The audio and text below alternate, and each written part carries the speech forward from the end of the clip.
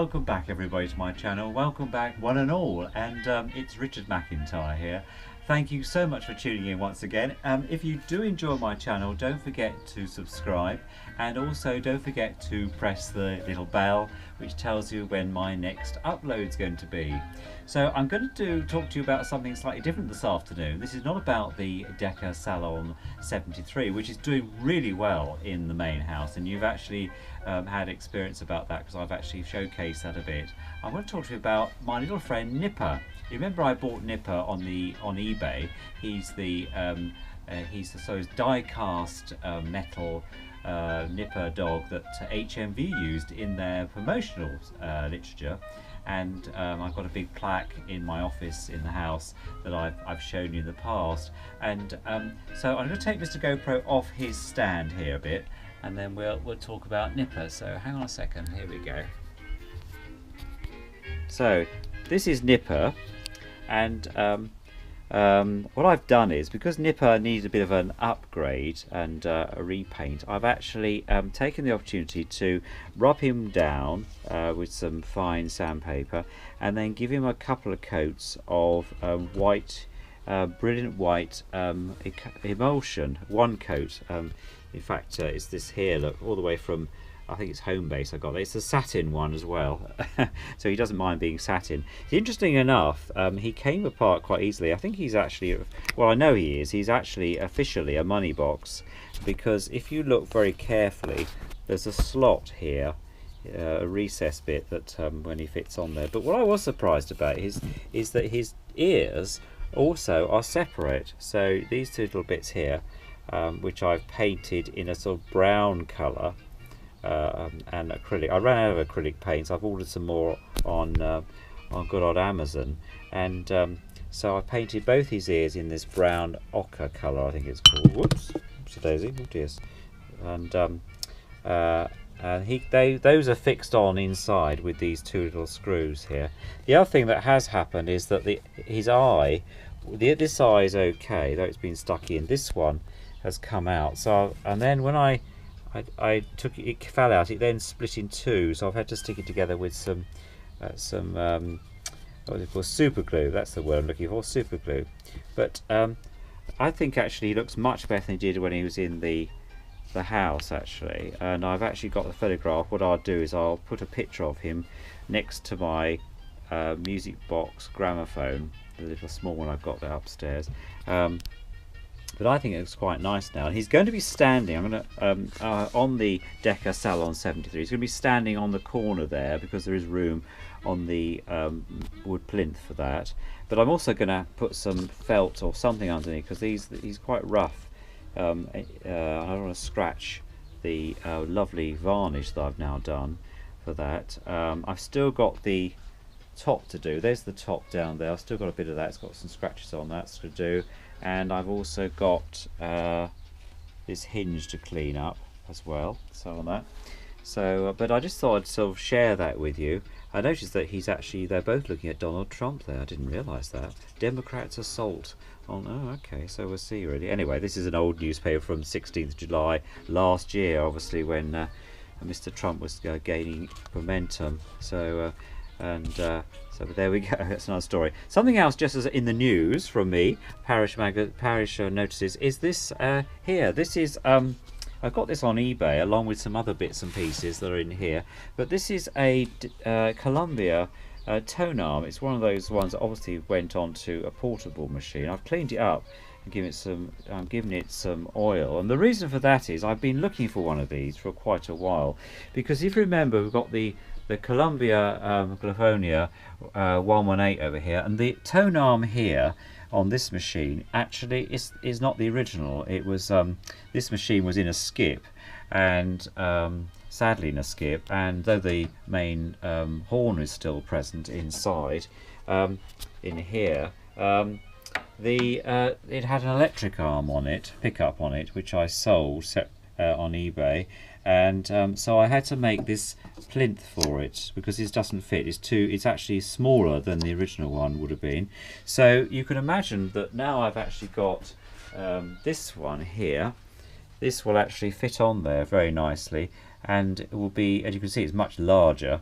It will actually make the machine original, as it were, more original than it was before. So I'm really pleased about that. But I thought I'd just share that with you.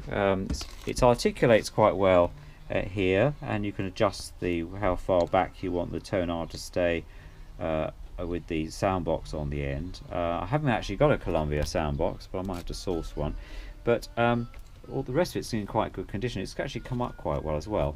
I also got another one as part of the job lot, this one here, and I might use that either on the still to do, and I will be doing it, the hamper gramophone here. This is the one that I've been making from scratch, so I might put that on there. This is more of a goose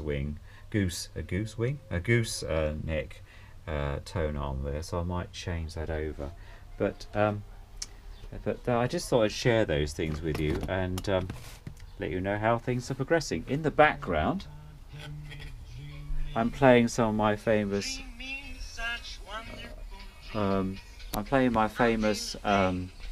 JVC, but I'm playing a CD by Swing Time from Berlin. So Berlin dance music, which is on a 3 CD set, which I bought on from Amazon a while ago. And everything seems to come from Amazon these days, doesn't it? I must admit that it's doing very well at Amazon. They've made massive profits. I've just ordered a load of other things from them, and some more acrylic paints and so forth. So and on that basis, so anyway, I just thought I'd catch up with you. I'm using my famous remote, so until we speak again and we see each other, all the very best, and look forward to your comments.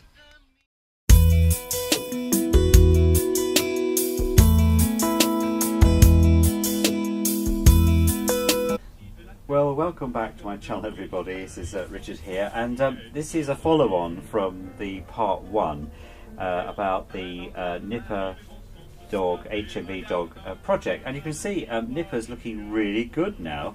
I've finished him off. He's and I followed the picture in the background. You can see that's a photograph of that very nice poster I have in the office in the main house. And what I've done, I've used that as the template really for him in terms of trying to get the colours matched there. I've tried to get his ears better colour brown now, also his collar, and I put some gold paint on there.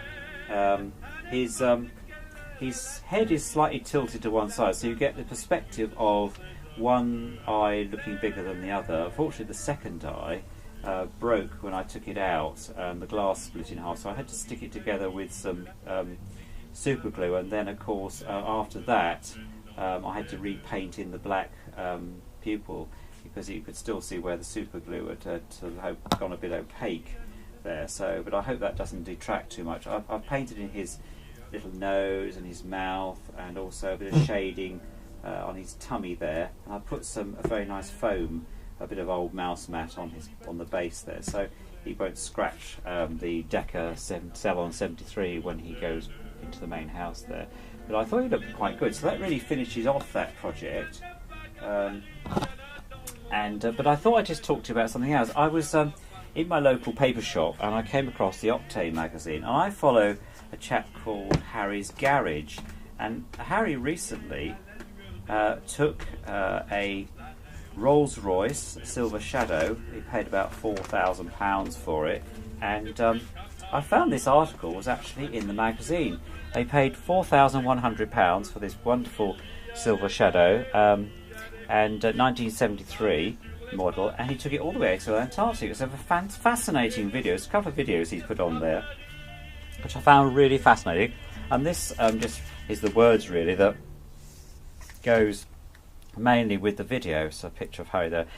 But I mean, the temperatures were minus, well, I think about minus 40, I think, at one time, and -8, if not, you know, it's very low. Obviously, the Antarctic is the roads are tundra is really frozen there. But I thought he did an extremely good job actually. And then he drove home, and then ended up with snow back in good old Blighty. So, there's the Aurora Borealis there. The Northern Lights, as they call them. So it's really good. So this is the Octane July issue, fun enough, this year. So if you're interested, I mean, look up his channel. And I'll put a link to it at the bottom of the at my channel, so you can actually follow him if you want to. He does lots of other cars as well. He's got quite a good collection and does great reviews on vintage cars, and so it's really good. This is a very good magazine as well. There's a wonderful article about Renault in here this time, and the Renault 5, and how it came about as a people's car, and so it's really good. So I enjoyed reading that in bed this morning before I got up. Splendid day. It's 25 degrees today. Look, there's the temperature there, centigrade, and I've been sitting out in the garden. It's actually amazing weather. I mean, really warm, so I've been really enjoying the sunshine and on that. So playing in the background some French singers, EPF and others here on this very nice double CD collection I found in my local charity shop. Also came across Maria Callas, a very nice book, A Life of Art and Art it's called, and this is in this particular 2 CD collection also has a DVD as well about her life. So it's The Tragic Heroine it's called. So, but great read as well, some really good words in there, so I'll mention that. Just to let you know that there's a couple of videos coming up. I'm doing a review on my, I've recently purchased a very nice Roberts Mini Revival radio, which I got on eBay, and also another one I bought on Amazon, which was the small radio, portable radio DAB again, takeaway, and that's the Sandstorm one, which is quite nice. A nice article in the Telegraph on Saturday this week regarding milk floats, because the old milk bottles are coming back into use because the government want to reduce the amount of plastic pollution in the ocean, particularly following Sir David Attenborough's Planet 2 documentary, which was actually amazing, I thought. And but I just thought to myself, well, the new milk floats are obviously more eco-friendly. They go longer than the old lead acid battery type. But it's good to see that the good old bottles are coming back. Certainly in my office in London, we've got them now in the fridge, and it's great to sort of remember being the milk monitor at school, actually, which always makes me laugh, but there you go. Anyway, just thought I'd mention that. Don't forget to subscribe, and also, if you're new to the channel, good to see you again, have I said that before, and if you're somebody who regularly tunes in, great to see you. Just a shout out to Matthew Richards, who I'm now a Facebook friend with, and Matthew said he follows my channel regularly, so good to see you, Matthew, and have you on board. Anyway, speak to you all later, and you take care. Bye.